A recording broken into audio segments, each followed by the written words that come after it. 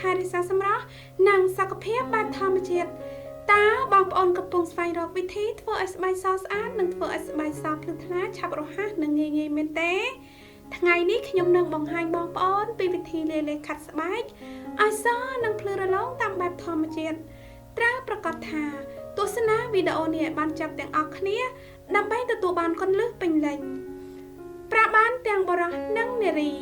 គ្រឿងផ្សំដំបូងដែលយើងនឹងត្រូវការគឺសាប៊ូដុំដែលបានឈូសចំនួន2ស្លាបព្រាបាយបងប្អូនអាចប្រើសាប៊ូដុំប្រភេទផ្សេងទៀតដែលបងប្អូនមាន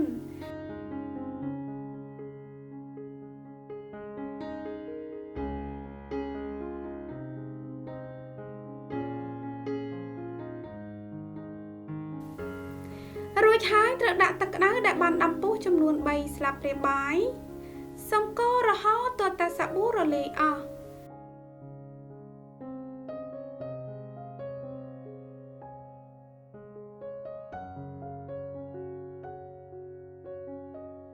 ឥឡូវនេះសូមដាក់អំពិលទុំហើយសូមកូររហូតទាល់តែអំពិលទុំបាច់សាច់ចូលគ្នាបានល្អ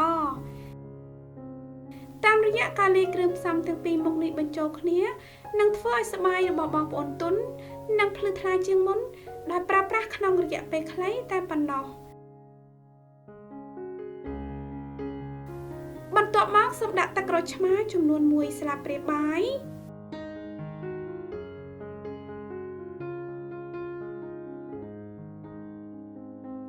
និងចុងក្រោយបងប្អូនត្រូវដាក់លេលាបខ្លួនចំនួន1ស្លាបព្រាបាយ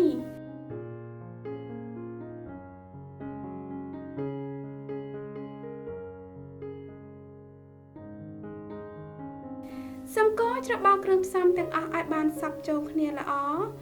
បងប្អូននឹងមានស្បែកដែលរលោងនិងភ្លឺជាងមុនប្រសិនបើបងប្អូនបន្តប្រើរូបមន្តនេះជាប្រចាំ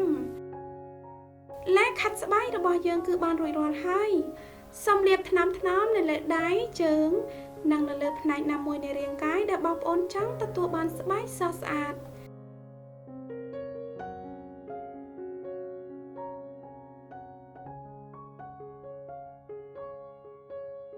បន្ទាប់ពីខាត់រួចរាល់ហើយសូមទុកចោលរយៈពេល15ទៅ20នាទីបន្ទាប់មកប្រើអេប៉ុងឬស្បែកដោះខ្លួនរបស់បងប្អូនមកម៉ាស្សាលើស្បែករួចហើយលាងជម្រះចេញ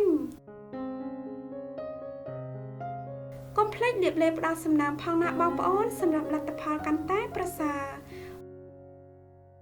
សូមប្រើរូបមន្តនេះ3ទៅ4ដងក្នុងមួយសប្តាហ៍បងប្អូននឹងទទួលបានស្បែកដែលស្រស់ថ្លានិងសស្អាតជាងមុនតាមបែបធម្មជាតិជាមួយនឹងរូបមន្តដ៏សាមញ្ញនេះសង្ឃឹមថាបងប្អូនចូលចិត្តវីដេអូនេះប្រសិនបើមានសំណួរឬយោបល់សូមសរសេរ comment ខាងក្រោមសូមជួយចុច like និងចុច subscribe YouTube Channel និង Facebook Page របស់នាងខ្ញុំផងណាសូមអរគុណដល់បងប្អូនទាំងអស់គ្នាដែលចូលចិត្តនិងតាំងតែគាំទ្រទស្សនាវីដេអូរបស់ខ្ញុំនឹងជួបបងប្អូននៅវីដេអូបន្តទៀតសូមជម្រាបលាបាយបាយ